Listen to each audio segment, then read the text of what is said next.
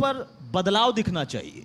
वो चहेतों की वजह से, परंपरा की वजह से, नई शुरुआत की वजह से उतना नहीं दिखता जितना होना चाहिए। सहमत हैं आप इस बात से या पूरी तरह से खारिज कर रहे हैं? मैं इसको खारिज करता हूं और मैं पहले तो मैं माननीय विधायक जी का धन्यवाद करता हूं कि उन्होंने सच्चाई को स्वीकार किया। उन्होंने अपनी गलती स्वीकारी है। देखिए, जो हमारे विधायक जी है वो इस समय सरकार के प्रतिनिधि हैं, जनता के प्रतिनिधि भी और सरकार के प्रतिनिधि भी है, चेयरमैन है गवर्नमेंट ऑफ हरियाणा में। अगर कहीं ढिलाई है तो इनका ये नैतिक कर्तव्य और जिम्मेदारी बनती है कि उसको ये ठीक रखे। मैं आपके माध्यम से पूछना चाहता हूं कि हम आरक्षित सीट है नीलोखेड़ी विधानसभा और हम तीनों लोग बाई चांस आरक्षित है। अभी 2022 से 23 फरवरी 2023 तक हरियाणा अनुसूचित जाति एवं वित्त विकास निगम ने 2000 लाख रुपया अभी डिस्ट्रीब्यूट किया है कि वो जो छोटे जो शेड्यूल कास्ट के जो लोग हैं उनके वो अपना काम धंधा कर सके। सुअर पालन है, डेयरी है, बहुत से छोटे छोटे उद्योग है। ठीक है, मैं पूछना चाहता हूं दोनों से, दोनों एक सरकार में हैं और दूसरे सरकार के सहयोगी है। तो आप बताइए कि नीलोखेड़ी विधानसभा में आपने कितने लोगों को रोजगार दिलाया, ये कितने लोगों को काम शुरू कराया आपने यहाँ पर? ये टोटल पूरे हरियाणा में 2596 लोगों को मिला है लोन। ये तो मैं ये पूछना चाहता हूँ कि नीलोखेड़ी में कितने शेड्यूल कास्ट लोग इससे लाभान्वित हुए हैं, उनका दीजिए। दूसरा मैं ये पूछना चाहता हूँ कि पिछले अभी देखो बाढ़ का प्रकोप है और परमपिता परमेश्वर के चरणों में प्रार्थना करते हैं कि वो बाढ़ से हमारे प्रदेश को और देश को बचाए। लेकिन जो जनप्रतिनिधि होते हैं, जो चुने हुए प्रतिनिधि होते हैं, उनका नैतिक दायित्व बनता है, उनकी जिम्मेदारी बनती है, संवैधानिक जिम्मेदारी बनती है कि वो अपनी जिम्मेदारी को स्वीकारे। इसी योजना को रोकने के लिए पिछले साल राष्ट्रीय अमृत सरोवर योजना शुरू की थी गवर्नमेंट ने और पूरे हरियाणा में 2596 के आसपास सरोवर बनने हैं, अमृत सरोवर। हमारे नीलोखेड़ी विधानसभा में भी 7 सरोवर का निर्माण होना है जिसमें पूजन है। अगर ये सरोवर बन जाते, अभी तक 75 सरोवर बनने थे करनाल जिले में, अगर ये बन जाते तो बाढ़ से काफ़ी हद तक हमें खतरे को टाल सकते थे। दूसरा, चौधरी भूपेंद्र सिंह हुड्डा जब तत्कालीन मुख्यमंत्री के उसमें थे तो दादूपुर नलवी नहर का निर्माण शुरू किया था। दादूपुर नलवी नहर जाइए, बड़ी चौड़ी नहर है, लेकिन बीजेपी ने आते उसको बंद किया। अगर आज वो नहर होती तो आज जो इंद्री का इलाका, ये घरोंडा का इलाका जो डूबा हुआ है, ये बच सकता था। तो मेरी दोनों से प्रार्थना है कि भाई आप ये बताइए कि ये सरोवर कितने बने हैं, आपने अनुसूचित जाति एवं वित्त विकास निगम के तहत कितने लोगों का लोन स्वीकार किया है।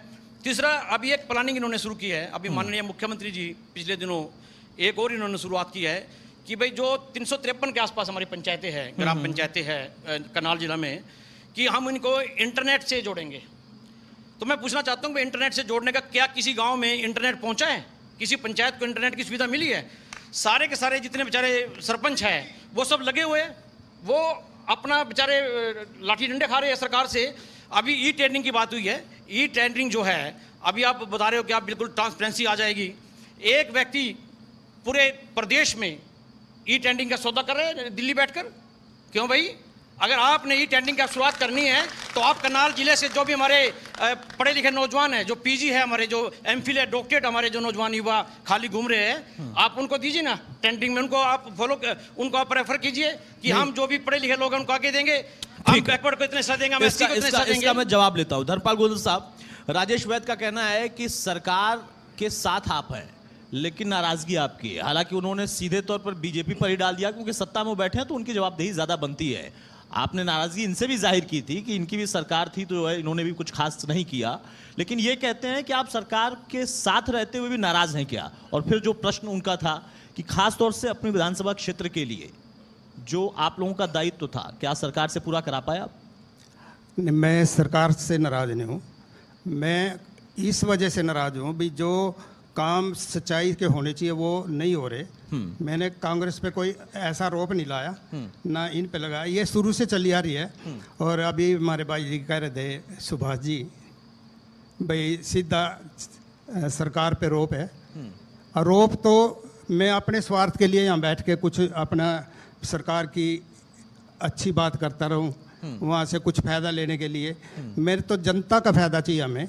मैं ये कह रहा भाई जो भी आज तक, अभी भाई साहब ने कहा वैद्य जी ने भाई दिल्ली बैठ के वो एक ही आदमी को टेंडर, मैं तो ये पहले ही कह चुका हूँ, इसमें मेरा ऐसा हो नहीं है। मैं तो ये कह रहा भाई हम जब जनता ने बनाए हैं जनता का हम कोई काम ना करवा पाए तो ये तो दुख है ही है। सरकार से दुख नहीं, मेरे तो अपने आप से भी दुख है भाई, अब क्यों नहीं हो रहे हो। कहाँ दिक्कत कहाँ आ रही है फिर? अभी मैं बता दूं, पहले भी कोई भी मुख्यमंत्री जी करनाल में आए हुए, अपने एरिया में आए हुए, अब भी है। जिस दिन पता लग जाता है भी ये मुख्यमंत्री जी का आना है यहाँ, और जो रूट है रात में या 1-2 दिन पहले वो ही रूट तैयार किया जाएगा। अंदर की कॉलोनी का जो हाल है, अंदर के गांव में जो हाल है, मान लो जिस रूट पे माननीय मुख्यमंत्री जी ने जाना वही ठीक कराई जाती है उस टाइम। अंदर तो सारा कुछ वही का वही है। पैसे इतने आ रहे, पैसे देने में माननीय मुख्यमंत्री श्री मनोहर लाल जी ने कोई कमी नहीं रखी। पैसे वहाँ क्यों नहीं खर्च हो रहे? अधिकारी स्तर पर दिक्कत है, ठेकेदार अधिकारी है ही हैं जी। मान लो ये मैं पीछे भी बड़ी बात उठाई थी, बसतली में कॉलेज है, गवर्नमेंट कॉलेज जी, त्रोड़ी में गवर्नमेंट कॉलेज है, जो 12 करोड़ का ठेका होया था उसको बनाने में। उसके बाद 6.5 करोड़ रुपए फिर आ गए सरकार से, और 6.5 करोड़ ये इस करके कहा था 2.5 करोड़ एक बार, ना 2 करोड़ एक बार, 4.5 करोड़ एक बार।